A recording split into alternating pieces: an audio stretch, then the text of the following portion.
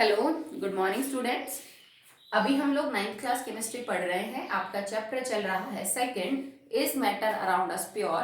और last topic जो हमने कवर किया था that is saturated, unsaturated and super saturated solutions. Okay, so आज का टॉपिक आपका रहेगा सॉल्युबिलिटी। चलिए स्टार्ट करते हैं। What is solubility? It is a property of substance to dissolve in particular solvent। Water भी हो सकता है, वाटर के अलावा भी कोई सॉल्वेंट हो सकता है। ज्यादातर केस में हम पानी को ही एज ए सॉल्वेंट यूज करते हैं। हम उसको यूनिवर्सल सॉल्वेंट भी बोलते हैं, मैंने जैसा आपको बताया था। पर पानी के अलावा बहुत सारी चीजें हैं बेटा जिसमें किसी चीज को घोला जा सकता है। आप पेट्रोल में किसी चीज को घोल सकते हो, आप बेंजीन में, टॉलिन में, ईथर में, बहुत सारी चीजों के अंदर घोल सकते हो। ठीक है, तो किसी भी सॉल्वेंट के अंदर किसी चीज का डिसॉल्व होना, ये उसकी सॉल्युबिलिटी कहलाती है। जैसे मान लो कि मैं पानी में नमक को घोलूं, तो नमक पानी में घुल रहा है, तो नमक की ये प्रॉपर्टी जिससे वो डिसॉल्व हो रहा है पानी के अंदर, वो उसकी सॉल्युबिलिटी। सिंपल है, सॉल्युबिलिटी किसी भी सब्सटेंस की वो प्रॉपर्टी है जिससे वो किसी भी लिक्विड के अंदर क्या हो सकता है, डिसॉल्व हो सकता है। ठीक है, सिंपल सी बात है। अब अगर आप इसको चेक करना चाहें तो कैसे दिखेंगे? जैसे मैं यूं कह दूं बेटा 100 ग्राम of water dissolves 30 gram NaCl in it। अगर मैंने 100 ग्राम पानी लिया, सिर्फ समझाने के लिए, ऐसा कोई डाटा फिक्स नहीं है, 100 ग्राम पानी अपने अंदर 20 ग्राम नमक को घोल सकता है। तो नमक की पानी के अंदर सॉल्युबिलिटी क्या हुई? 30 ग्राम। कि भाई 100 ग्राम अगर पानी है ना तो उसमें 30 ग्राम जो है वो नमक आप घोल सकते हो। तो किसी भी सब्सटेंस की सॉल्युबिलिटी उसके घुलने की प्रॉपर्टी है, बस किसी भी सॉल्वेंट में। और ये हर सब्सटेंस की अलग अलग होती है बेटा, फिक्स सबकी सेम नहीं होती। अगर सोडियम क्लोराइड 30 ग्राम घुल रहा है, इसका मतलब ये नहीं कि 100 ग्राम पानी में हर सब्सटेंस 30 ग्राम में घुलेगा। कोई 30 से ज्यादा भी घुल सकता है, कोई 30 से कम भी घुल सकता है। जैसे मान लो मैं इसकी जगह ये कंपाउंड ले लूं KNO3, इसको हम बोलते हैं potassium nitrate. It is known as potassium nitrate. तो ये नमक से काफी ज्यादा घुल सकता है, इवन अराउंड 2 टाइम्स। जैसे ये अगर 30 घुला तो ये लगभग 60 ग्राम के आसपास तक घुल सकता है पानी के अंदर। तो हर सब्सटेंस का अलग अलग गुण है। मैंने बोला ना किसी सब्सटेंस की प्रॉपर्टी है तो सब्सटेंस पे डिपेंड करेगी। भाई नमक जितना घुल सकता है उतनी चीनी नहीं घुल सकती, ठीक है, उतना कोई और सब्सटेंस नहीं घुल सकता। आपके घर में नमक और चीनी तो अवेलेबल है, ठीक है, तो आप कुछ नहीं तो जैसे चाय का जो 1 कप है वो पानी का भरिए बराबर लेवल तक, और एक बार उसमें नमक घोलते रहिए, बराबर बराबर ले लीजिए दोनों साइड में 2-2 चम्मच नमक या 2-2 चम्मच चीनी, और दोनों को घोल के देखिए, बराबर बराबर अमाउंट नहीं घुलता, कोई ज्यादा घुलेगा कोई क्या होगा, कम। तो हर जो सॉल्यूट है, देखो ये मेरे अगर पानी मेरा सॉल्वेंट है तो यहाँ NaCl सॉल्यूट हुआ ना, और यहाँ KNO3 सॉल्यूट हुआ। तो सॉल्यूट पे डिपेंड करता है कि वो किसी पर्टिकुलर सॉल्वेंट में कितना घुलेगा। ठीक है, एक और बात हो सकती है कि जरूरी नहीं KNO3 पानी में अगर पर 100 ग्राम 60 ग्राम घुल रहा है तो ये किसी दूसरे सॉल्वेंट में भी इतना ही घुले। सॉल्वेंट का भी फर्क पड़ता है, ठीक है, जो चीज पानी में बहुत अच्छी सॉल्युबल हो सकती है वो किसी दूसरी चीज में सॉल्युबल नहीं हो सकती। अगर अब मैं नमक को केरोसिन ऑयल में घोल लूं, ठीक है, तो ये नहीं होगा सॉल्युबल। मैंने सॉल्वेंट बदल दिया, सॉल्युबिलिटी कम हो गई, इसका मतलब केरोसिन ऑयल में सॉल्युबल नहीं है, बहुत कम या ना के बराबर है। ठीक है, तो कोई जरूरी नहीं होता कि कोई भी सब्सटेंस हर सॉल्वेंट में सॉल्युबल होगा ही होगा, तो वो तो है ही नहीं जरूरी। दूसरी बात, सॉल्युबिलिटी की तो बेटा बात ही तब निकल के आती है जब कोई चीज सॉल्युबल हो रही हो। नहीं है तो हम बोलेंगे सॉल्युबल ही नहीं है, तो फिर सॉल्युबिलिटी क्या होगी? ओके, सो सॉल्युबिलिटी हर सब्सटेंस की अलग अलग हो सकती है एक पर्टिकुलर सॉल्वेंट में। मैंने यहाँ पे वाटर को पर्टिकुलर लिया सॉल्वेंट, तो पानी के अंदर भी अलग अलग सब्सटेंस की अलग अलग सॉल्युबिलिटी होती है। आप क्लियर हो? ठीक है, अब अगर आपको सॉल्युबिलिटी के बारे में पता करना है तो बेटा आपको एक चीज पे ध्यान देना पड़ेगा, वो ये है कि जरूरी नहीं आपको हर बार 100 ग्राम ही पानी मिले या 100 ग्राम ही कोई सॉल्वेंट मिले, वो तो आपको कितना ग्राम भी दे सकता है। ठीक है, तो आप निकालेंगे कैसे किसी भी सॉल्यूट की सॉल्युबिलिटी? तो सॉल्युबिलिटी निकालने का तरीका होता है solubility of any solute at T degree Celsius. अब T डिग्री सेल्सियस मैंने क्यों लिखा? T डिग्री सेल्सियस का मतलब है किसी भी टेम्परेचर डिग्री सेल्सियस के ऊपर। कोई टेम्परेचर आपको जरूर लेना पड़ेगा, बिकॉज अगर ये चीज टेम्परेचर डिपेंडेंट ना होती, अगर सॉल्युबिलिटी टेम्परेचर पे मतलब असर नहीं करती या टेम्परेचर सॉल्युबिलिटी पे असर ही नहीं करता, तो मुझे यहाँ पे T डिग्री सेल्सियस लिखने की कोई जरूरत नहीं थी। मतलब किसी भी टेम्परेचर पे ले लो, सेम ही चीज निकल के आनी है। ठीक है, जब हमने मास परसेंटेज, वॉल्यूम परसेंटेज लिए, तो क्या मैंने लिखा था कि T डिग्री सेल्सियस? नहीं लिखा। मतलब वो उन चीजों पे फर्क ही नहीं पड़ रहा था टेम्परेचर का। पर सॉल्युबिलिटी किसी सॉल्यूट की टेम्परेचर के ऊपर डिपेंड करती है। तो अगर आप किसी भी सॉल्यूट की सॉल्युबिलिटी निकाल रहे हो तो आपको टेम्परेचर फिक्स करना पड़ेगा कि इस सॉल्यूट की सॉल्युबिलिटी इस सॉल्वेंट में इस टेम्परेचर पे ये है, तो किसी दूसरे टेम्परेचर पे कुछ और हो सकती है। ठीक है, तो टेम्परेचर पे फर्क पड़ रहा है तो मतलब फिक्स करके बताना पड़ेगा। ठीक है, now it is equal to weight of solute gram के अंदर। ठीक है, जितना भी सॉल्यूट आपने ग्राम में डाल रखा है, divided by weight of solvent. अब बेटा आपको सॉल्वेंट लेना है, क्यों लेना है? क्योंकि हमें ये पता करना है कितने सॉल्वेंट, मतलब कितने ग्राम सॉल्वेंट में कितने ग्राम सॉल्यूट आपका मौजूद है, एंड मल्टीप्लाई बाय 100। क्यों लिखा मल्टीप्लाई? कोई परसेंटेज निकालने के लिए नहीं लिखा है। ये आपको फॉर्मूला कब समझ में आएगा? जब आपको एग्जैक्ट डेफिनेशन पता चलेगी सॉल्युबिलिटी की।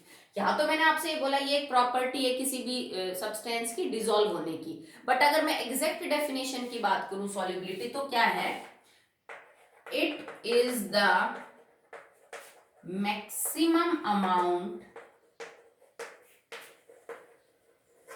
ऑफ एनी सॉल्यूट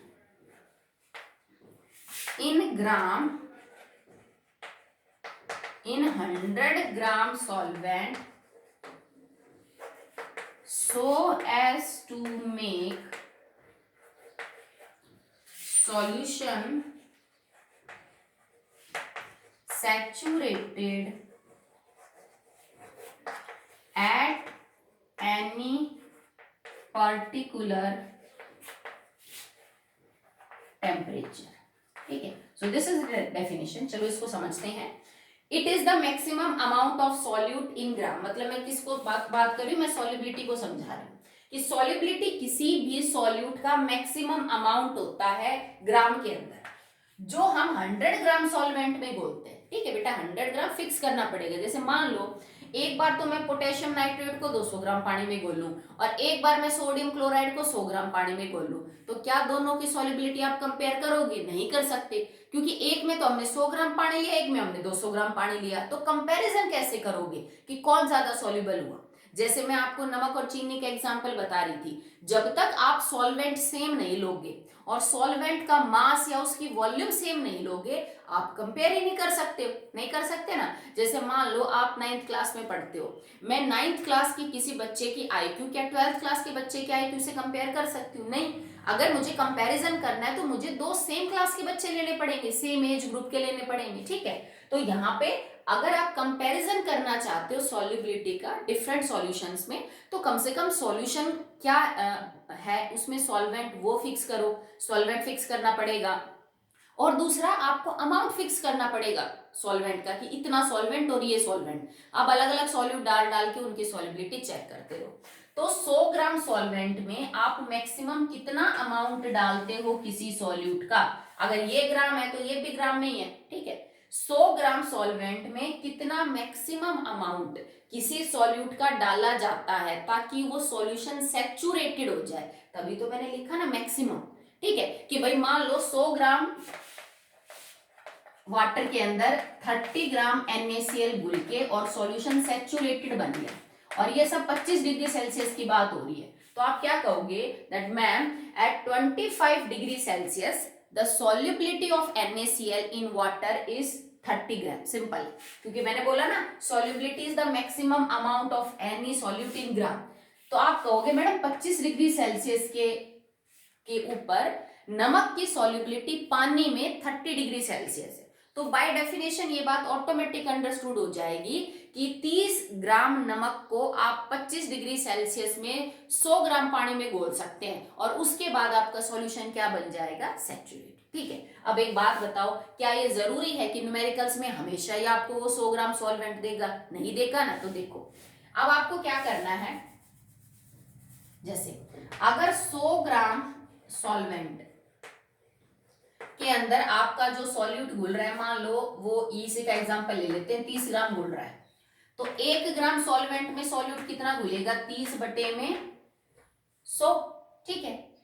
अगर 100 ग्राम सॉल्वेंट में 30 ग्राम आपका सॉल्यूट डिसॉल्व है तो 1 ग्राम के अंदर कितना डिसॉल्व हो जाएगा, दैट इज डिवाइडेड बाय 100. ठीक है. एंड नहीं, चलो 100 नहीं, फिर तो सीधा ही हो जाएगा. अगर 100 है तो फिर निकालना ही नहीं पड़ेगा. 100 के अलावा कुछ मानो, जैसे मान लो कि आपको ये डाटा दे रखा हो कि 200 ग्राम H2O में 25 डिग्री सेल्सियस पे नमक 50 ग्राम घुलता है. ठीक है. मैं सिर्फ इमेजिनरी डाटा ले रही हूँ, रटने की जरूरत नहीं है कौन कितना घुलता है, समझाने की बात है. ठीक है. जैसे आपको ये लिखा मिल गया कि 200 ग्राम सॉल्वेंट मतलब पानी के अंदर जो मैक्सिमम अमाउंट नमक का घुल सकता है वो 50 ग्राम है 25 डिग्री सेल्सियस पे. तो 1 ग्राम सॉल्वेंट के अंदर मैक्सिमम कितना नमक घुल सकता है 25 डिग्री पे, 50 बटे में 200. और 100 ग्राम के अंदर कितना घुल सकता है, गुणा में 100. यूनिटरी मेथड है ना आपका. तो अगर आपको सॉल्वेंट 100 ग्राम ही दे रखा है तो आपको इतना ताम झाम करने की जरूरत ही नहीं है, सिंपल आ जाएगा रिजल्ट. 100 ग्राम में इतना है तो यही सॉल्युबिलिटी है. अगर 100 ग्राम से ज्यादा या 100 ग्राम से कम के अंदर पूछ रहा है तो आप एक एक वाला नियम लगा लो. ये फॉर्मूला और कुछ नहीं, वही एक एक वाला नियम है कि अगर 200 ग्राम में इतना है, 1 ग्राम में इतना होगा और 100 ग्राम में इतना. तो देखो मेरा फॉर्मूला क्या निकल के आया, सॉल्यूट का वजन डिवाइडेड बाय टोटल सॉल्वेंट का वजन मल्टीप्लाई बाय 100. तो मैंने यही तो फॉर्मूला बताया. Solubility of any solute T degree Celsius पे क्या होती है, wait of solute that is ये जो हमने लिखा, weight of solvent that is ये हमने लिखा, एंड मल्टीप्लाई बाय 100. क्योंकि बाय डेफिनेशन हमें 100 ग्राम सॉल्वेंट में बतानी होती है. अगर तुम्हें न्यूमेरिकल में 100 से ज्यादा या 100 से कम का डाटा दे रखा है तो आप उसको पर 100 के हिसाब से क्या करेंगे, कन्वर्ट करेंगे. जैसे भाई मान लो तुम चीनी लेने जाओ तो वो तुम्हें रेट यूं बताता है ना पर केजी के हिसाब से कि बेटा जो मान लीजिए 100 रुपए ना पर केजी है चीनी. ठीक है. आपको यूं तो नहीं बताता ना कि 100 ग्राम का इतना रेट है, 200 ग्राम का इतना है, 300 ग्राम का इतना है. या मैं तुमसे यूं कह दूं कि भाई जो 100 ग्राम चीनी है ना वो 10 रुपए की है, तो तुम अपने आप पता कर लोगे कि मैडम अगर 10 रुपए की जो है वो 100 ग्राम है तो इसका मतलब 1 किलो 100 की हो गई. आपने 10 के हिसाब 100 ग्राम के हिसाब से 1000 ग्राम को कैलकुलेट कर लिया ना. तो सेम चीज यहाँ पे है, हमें डाटा 100 का लेना है बाय डेफिनेशन. अगर आपको कम या ज्यादा दे रखा है 100 से तो आप एक एक वाले नियम से 100 के हिसाब से अपनी कैलकुलेशन कर लीजिए. ठीक है. जैसे अभी इसको चेक करते हैं.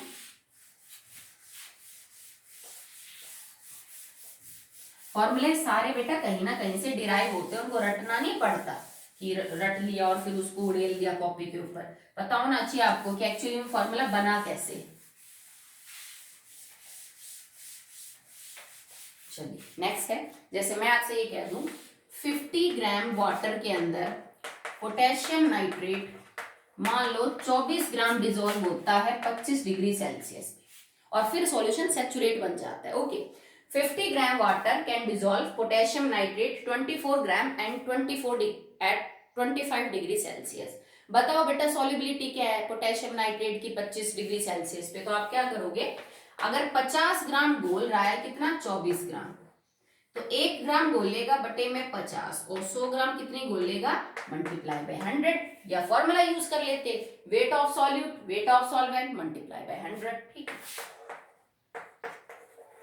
48.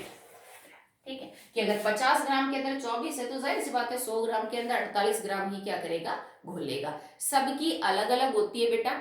जितना KNO3 डिसॉल्व होगा उतना NaCl डिसॉल्व नहीं हो सकता, जितना NaCl है उतना शुगर डिसॉल्व नहीं हो सकता. ठीक है. हर सॉल्यूट एक ही सॉल्वेंट में अलग अलग मात्रा के अंदर डिसॉल्व होता है. Number 1 thing. Second, same solute can dissolve in same solvent up to different extent at different temperature. ठीक है, अब इस बात का मतलब समझिए आप कि आपने क्या किया है एक्चुअली में बेटा, कि हमने सेम सॉल्यूट लिया, मतलब सॉल्यूट नहीं बदल रही। Now we taking same solvent, मतलब मैं सॉल्वेंट भी नहीं बदल रही, मेरा सॉल्वेंट भी वही है, मेरा सॉल्यूट भी वही है, but now what is differentiating the solution is different extent different temperature. मतलब अगर मैं टेम्परेचर बदल दूं बस, सॉल्यूट सेम हो, सॉल्वेंट सेम हो, ठीक है, मात्रा वगैरह सब बराबर हो, तो टेम्परेचर के ऊपर डिपेंड करती है सॉल्युबिलिटी। और सॉल्युबिलिटी क्या है? वजन सॉल्यूट का ग्राम के अंदर, जो 100 ग्राम सॉल्वेंट में डिसॉल्व हो सकता है। तो मतलब वही सॉल्यूट कम या ज्यादा डिसॉल्व हो सकता है किसी पर्टिकुलर सॉल्वेंट में, अगर आप टेम्परेचर को कम या ज्यादा कर दो तो। ठीक है, कैसे समझेंगे इस बात को? जैसे हमने लिखा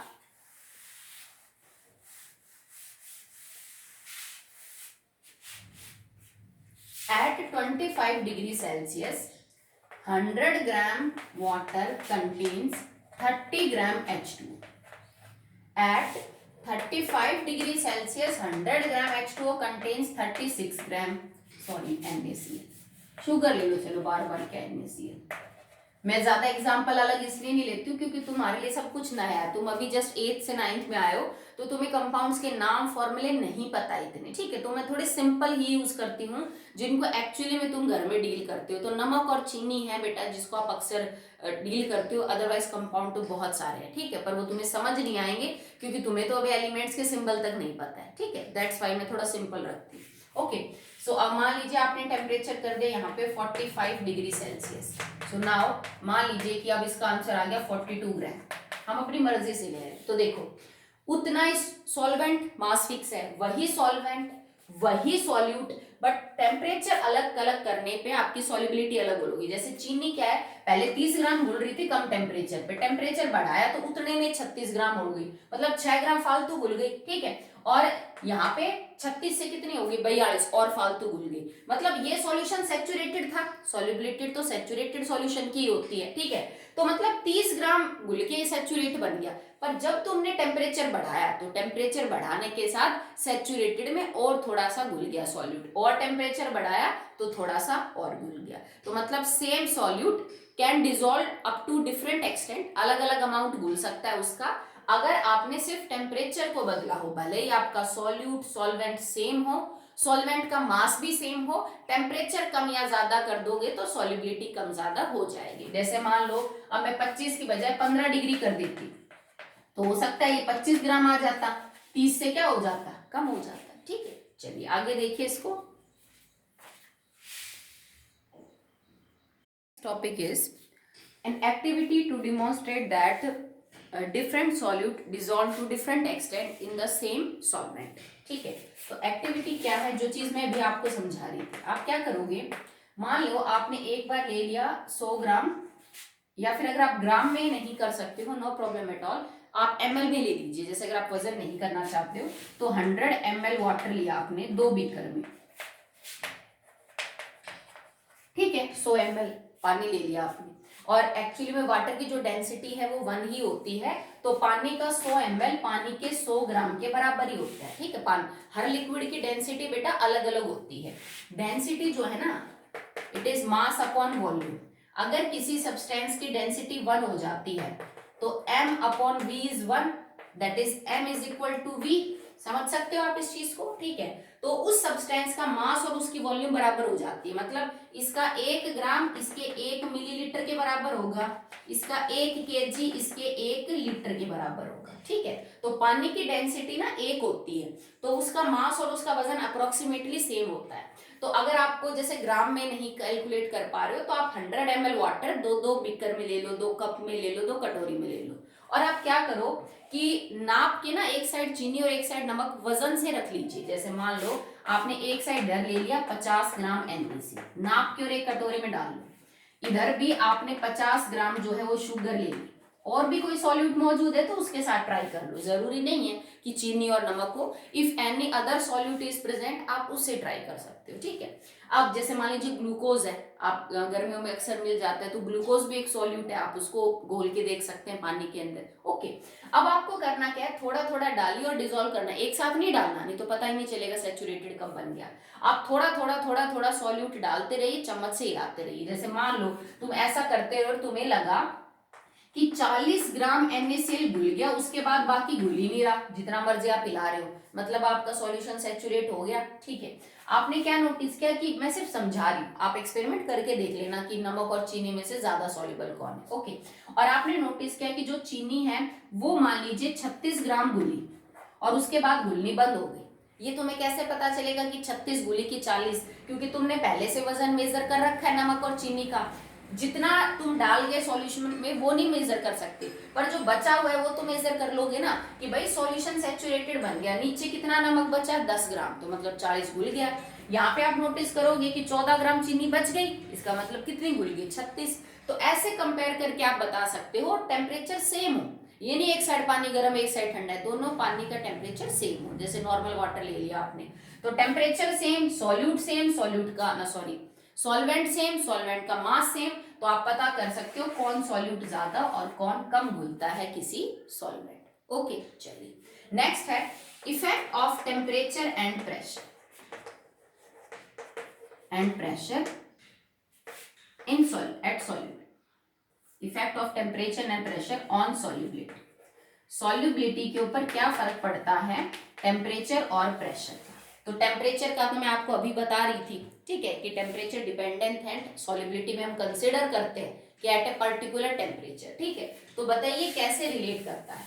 तो बेटा इसमें आपको पहले ना ये देखना पड़ेगा कि आपका जो सॉल्यूशन है एक्चुअली में वो किस टाइप का है, उसमें आप सॉलिड के अंदर लिक्विड घोल रहे हो कि गैस घोल रहे हो, उसके बाद आप इस चीज को समझा सकते हो। तो मैं पहला केस लेके चलती हूँ, अगर मेरे सॉलिड में मैंने सॉलिड इन लिक्विड लिया है, मतलब मैं किसी लिक्विड चीज को अगर सॉलिड में घोल रही हूं, तो सॉल्युबिलिटी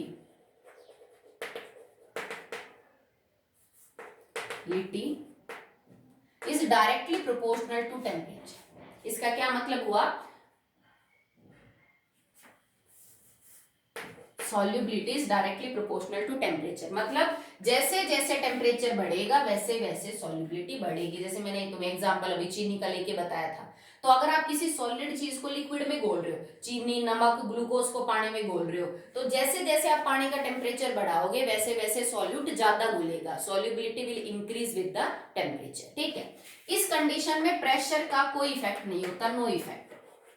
अगर आप सॉलिड को लिक्विड में घोल रहे हो तो उस सॉल्यूशन पे प्रेशर ज्यादा या कम कर दो, कोई खास फर्क नहीं पड़ेगा, नो इफेक्ट लिख सकते। ओके, नेक्स्ट, अगर आप जो दूसरा सॉल्यूशन ले रहे हैं वो किस कैटेगरी का है, gas in liquid, gas in liquid. अगर आप किसी गैस को लिक्विड में घोल रहे हो तो यहां दोनों फर्क पड़ेंगे और अलग होगा। अब टेम्परेचर क्या हो जाएगा, गैस की जो सॉल्युबिलिटी है वो टेम्परेचर से बेटा इनवर्सली प्रोपोर्शनल होती है। जैसे जैसे आप टेम्परेचर बढ़ाएंगे वैसे वैसे गैस कम घुलेगी। जैसे तुम सीधी सी बात मान के चलो, पानी में ऑक्सीजन घुली हुई होती है, घुली हुई ऑक्सीजन होती है पानी में, नॉर्मल पानी आपके पास 25 डिग्री सेल्सियस। अब आपने पानी को उबालना स्टार्ट किया तो मतलब पानी का टेम्परेचर बढ़ रहा है, तो उसमें घुली हुई ऑक्सीजन कम होगी। क्यों कम होती है, सिंपल रीजन बेटा इसका देखो, टेम्परेचर डायरेक्टली प्रोपोर्शनल होता है काइनेटिक एनर्जी ऑफ गैस के। जैसे जैसे तुम गर्म करोगे सॉल्यूशन का, अगर उसमें गैस घुली हुई है तो उस गैस की काइनेटिक एनर्जी ज्यादा होगी। काइनेटिक एनर्जी होती क्या है, हाफ mv²। भाई टेम्परेचर बढ़ने से ज्यादा क्या हो जाएगा, मास तो ज्यादा हो नहीं सकता, हमारा वजन तो फिक्स ही होता है, चाहे में बुखार चढ़ो या ना चढ़ो, सिंपल सी बात है। टेम्परेचर बढ़ने से वजन पे तो फर्क नहीं पड़ता, ठीक है, बट टेम्परेचर बढ़ने के साथ गैस की वेलोसिटी बढ़ जाएगी, वो बहुत तेजी से मूव करेंगे उसके पार्टिकल, और इसलिए वो लिक्विड सरफेस को छोड़ के बाहर जाने की कोशिश करेंगे, ठीक है। जब आपने टेम्परेचर को बढ़ाया उस सॉल्यूशन का जिसमें गैस थी, तो टेम्परेचर बढ़ने से गैस की काइनेटिक एनर्जी बढ़ेगी और वो लिक्विड को छोड़ के जाना चाहेंगे, तो मतलब गैस बाहर निकल जाएगी लिक्विड से, तो सॉल्युबिलिटी कम हो गई, ठीक है। तो टेम्परेचर बढ़ने के साथ सॉल्युबिलिटी घट जाती है गैस की, ठीक है। अब प्रेशर पे फर्क पड़ेगा यहाँ, क्योंकि गैस जब भी होती है ना बेटा, तो उन पे जो प्रेशर है वो बहुत ज्यादा क्या करता है, काम करता है। Pressure is directly proportional to the solubility. जितना आप प्रेशर बढ़ाएंगे उतना ही वो गैस ज्यादा उस लिक्विड में सॉल्युबल होगी। ठीक है, कैसे, इसका रीजन है कोल्ड ड्रिंक बॉटल्स। आपने कोल्ड ड्रिंक की बॉटल देखी होगी, कितनी टाइट होती है जब आप उसकी सील नहीं खोलते, बिल्कुल लगती है जैसे कांच की बॉटल जितनी हार्ड है, क्योंकि उसमें कार्बन डाइऑक्साइड गैस को जबरदस्ती प्रेशर लगा के भरा है। जैसे ही तुम ढक्कन खोलते हो गैस एकदम से बाहर निकल जाती है, फिर वो लचीली हो जाती है प्लास्टिक की बॉटल। इसका मतलब अगर मैं प्रेशर बहुत ज्यादा लगाऊं, क्योंकि तुम ढक्कन बंद कर देते हो तो गैस को निकलने की जगह नहीं है। ठीक है, तुम अगर ज्यादा प्रेशर लगाओ तो गैस ज्यादा उड़ जाती है, और प्रेशर को कम करो तो वही गैस बाहर निकल जाती है। तो प्रेशर से डायरेक्टली प्रोपोर्शनल होती है सॉल्युबिलिटी। अगर गैस को लिक्विड में घोल रहे हो, सॉल्युबिलिटी इनवर्सली प्रोपोर्शनल टेम्परेचर के, अगर गैस को लिक्विड में घोल रहे हो। अगर सॉलिड को लिक्विड में घोल रहे हो तो सॉल्युबिलिटी का टेम्परेचर के साथ डायरेक्ट रिलेशनशिप है, जबकि प्रेशर का कोई ना के बराबर जो है वो इफेक्ट आपका होता है। ठीक है, तो चलिए अभी हमने जो टॉपिक है बेटा वो आपका कंप्लीट कर दिया है, that is solubility theoretical portion. अब हम बात करते हैं about the numerical section of the solubility portion. Numerical में वैसे मैंने आपको समझा तो दिया है, होप आप कर सकते हैं कि आपको 100 ग्राम के हिसाब से सॉल्युबिलिटी पता करनी होती है। न्यूमेरिकल में या तो आपको वो मोर देन 100 या लेस देन 100 दे सकता है। ठीक है, चलिए फर्स्ट न्यूमेरिकल करते हैं। आपकी बुक में सॉल्व ही है, आप करना जरूर। 5 gram solute dissolved in 25 gram of water. तो 5 ग्राम सॉल्यूट 25 ग्राम सॉल्वेंट हो गया, क्योंकि वाटर यहाँ पे एज एन सॉल्वेंट प्रेजेंट है।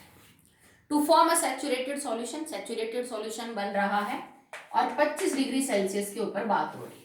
कैलकुलेट द सॉल्युबिलिटी, सिंपल सी बात है कि भाई 25 ग्राम के अंदर 5 ग्राम डिसॉल्व हो रहा है, 1 ग्राम के अंदर होगा बटे में 25 ग्राम, और 100 ग्राम में कितना होगा, गुणा में 100, या सीधा फॉर्मूला पुट कर लेते, क्या आंसर आ जाएगा 20 ग्राम सॉल्युबिलिटी होगी उस सॉल्यूट की 100 ग्राम सॉल्वेंट में at 25 degree Celsius. Simple is that. Okay, so now second numerical.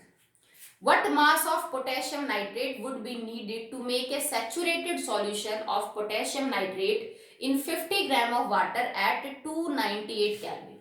आपको 50 ग्राम पानी के अंदर बताइए आप कितना सॉल्यूट डालेंगे, कितना पोटेशियम नाइट्रेट जो मेरा सॉल्यूट है वो आप ऐड करेंगे 50 ग्राम पानी में 298 केल्विन के ऊपर। भाई 25 डिग्री सेल्सियस की बात हो रही है, सेल्सियस में कन्वर्ट करोगे तो 25 डिग्री सेल्सियस।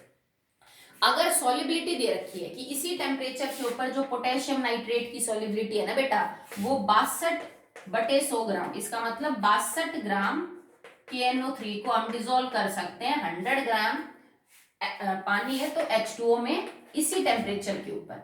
अब ये तुमसे ये बता रहे बेटा 100 ग्राम में तो 62 घुलता है, तो बताओ 50 ग्राम में कितना घुलेगा। सिंपल है, आधा हो जाएगा, नहीं तो यूं कर लो 100 gram water can dissolve 62 gram KNO3 to make the solution saturated. 1 gram कितना करेगा बटे में 100, और 50 ग्राम कितना करेगा गुणा में 50। ठीक है, 31। So answer is 31। ठीक है, तो मैंने सॉल्युबिलिटी तक का जो टॉपिक है वो आपको कंप्लीट करवा दिया है, और यहाँ पे ट्रू सॉल्यूशन भी आपका कंप्लीट होता है। सॉल्यूशन के 3 पार्ट थे, ट्रू, सस्पेंशन एंड कोलाइड्स। तो ट्रू सॉल्यूशन यहाँ पे आपका खत्म होता है। ठीक है, prepare well for the UT, syllabus वगैरह सब आपको पता है, अपनी तैयारी अच्छे से करिए। ठीक है, और नोटबुक जिस बच्चे ने नहीं चेक करवाई है please send your notebook for checking. Okay, thank you बेटा।